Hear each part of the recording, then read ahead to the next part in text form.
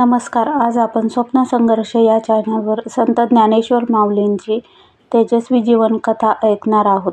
संत ज्ञानेश्वर माऊलींची तेजस्वी जीवन कथा या कथेचे संपूर्ण श्रेय कथालेखकाला देण्यात येत आहे. या कथेमध्ये आपल्या लेखकाने संत ज्ञानेश्वर माऊलींचे खूप छान पद्धतीने जीवन कथेचे वर्णन केले आहे. चला तर मग संत ज्ञानेश्वर माऊलींच्या तेजस्वी जीवन कथेला सुरुवात करूयात. सर्व साक्षी परमेश्वर सोडून विठ्ठलपंतांचा काशीला जाण्याचा खरा हेतू अन्य कोणालाही समजणं शक्य नव्हतं. परंतु जीवन समाप्तीच्या समयी माणूस ज्याप्रमाणे आपल्या कृतकर्माचं गाठोडं आपल्याबरोबर बांधून घेतो, त्याप्रमाणे विठ्ठलपंतांनी काशीला जाण्याचा तो हेतू आपल्या मनाशी घट्ट बांधून घेतला होता. या पायी प्रवासात विठ्ठलपंतांना अनेक दृश्य दिसत होती. निसर्गाची विविध विलोभनीय रूपं त्यांच्या दृष्टीपथात येत होती. चंद्रसूर्याचे मनमोहक उदयास्त त्यांना दिसले. माणसांचे विविध नमुने त्यांना बघायला सापडले. विजनवासात वास्तव्य करून राहणारी देवमाणसं त्यांनी बघितली. त्याचप्रमाणे एका ठिकाणी गटागटानं राहणारी माणसंही आढळली. चालत असताना एका गावात त्यांना एक मोठा घोळका जमलेला दिसला. त्या घोळक्याजवळ येऊन ते थांबले. तेव्हा त्या घोळक्याच्या मध्यभागी एक विशालकाय हत्ती शांतपणानं उभा असलेला दिसला. लोकांनी समोर टाकलेलं गवत तो हत्ती सोंडेनं उडवत होता आणि खातही होता. ते दृश्य पाहून विठ्ठलपंतांना आश्चर्य वाटलं. हा एवढा मोठा रानटी हत्ती त्या माणसांच्या घोळक्यात एवढ्या शांतपणाने कसा उभा राहिला आहे? त्यांच्या मनात विचार आला. या रानटी प्राण्याजवळ मोठी शक्ती आहे, पण तेवढाच मोठा विवेकही आहे. शक्ती आणि विवेक यांचा असा सर्वत्र संगम झाला तर या विश्वात नंदनवन नांदू लागेल. त्यांना राजर्षी विश्वामित्रांची आठवण झाली.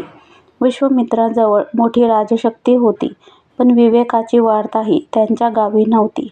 त्यामुळे त्या राजर्षीला लवकर ब्रह्मर्षी पद प्राप्त करून घेता आलं नाही. आता काशी थोड्या अंतरावर उरली होती.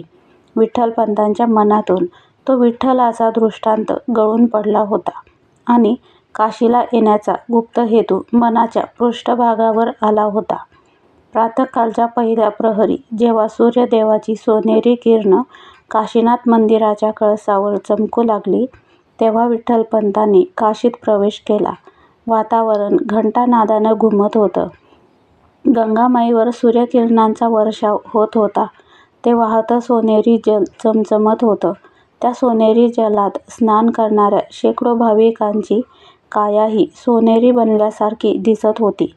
निसर्गाचा तो नित्याचा सोनेरी देखावा बघताना मन सुखावून जात होतं. सोनेरी संपत्ती बघून सारेच सुखावून जातात.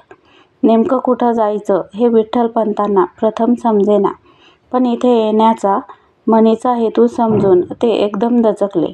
काहीसे गोंधळले. एवढ्यात एक पंड्या समोर येऊन उभा टाकला. म्हणाला, कुठे जायचंय? विठ्ठलपंतांना सांगता येईना. तो पंड्या म्हणाला, मी तुम्हाला कुठेही नेतो, सारं काही दाखवतो. मग विठ्ठलपंत म्हणाले, मला इथल्या मठात उतरायला जागा मिळेल का? काशीला रामानंद स्वामी प्रख्यात आहेत. त्यांचा इथे मठ आहे. तिथे तुम्हाला राहता येईल. मग माझं भाग्यच म्हणायचं. पण आधी मी सारं क्षेत्र दाखवतो, मग आपण त्या मठात जाऊ. त्या पंड्याने काशी क्षेत्राची माहिती द्यायला आणि ते पवित्र स्थान दाखवायला प्रारंभ केला. या क्षेत्राचा मुख्य देव म्हणजे विश्वेश्वर. त्याला विश्वनाथही म्हणतात. पण या मोठ्या विश्वेश्वराचं देऊळ किती छोटं आहे ना, बघितलं का? या देवळात प्रवेश केल्यावर मध्यभागी एक चौरस कुंड आहे. त्यात विश्वेश्वर लिंगाची स्थापना केलेली आहे. त्या लिंगावर नित्यानं अभिषेक होत असतो. हे सांगून पंड्या म्हणाला, आपल्याला अभिषेक करायचा असेल तर सांगा, आपण हे सारं करतो. विठ्ठलपंत म्हणाले, अभिषेक करायचा तर मी आता इथेच राहणार आहे. या लिंगाला काशीचा सम्राटही म्हणतात बरं का. मग त्या पंड्यानं त्या परिसरातील आणखी काही शिवलिंगाची माहिती दिली. या शिवलिंगांना नावं आहेत. हरेश्वर हा मंत्री, तारकेश्वर हा धनाध्यक्ष, दंडपाणी हा चोपदार, वीरेश्वर हा कोषाध्यक्ष ही तीर्थप्रजा पालन करणारी आहेत. काशीतीर्थावर दशाश्वमेध, लोलार्कव, केशव, बिंदुमाधव आणि मनकर्णिका ही तीर्थ श्रेष्ठ आहेत. संत ज्ञानेश्वर माऊलींची तेजस्वी जीवनकथा या कथेचा उर्वरित भाग आपण पुढील कथेत बघूयात. तोपर्यंत आपल्याला कथा आवडल्यास लाईक, शेअर, सबस्क्राईब करा. पुन्हा भेटूया पुढील कथेसोबत. तोपर्यंत धन्यवाद.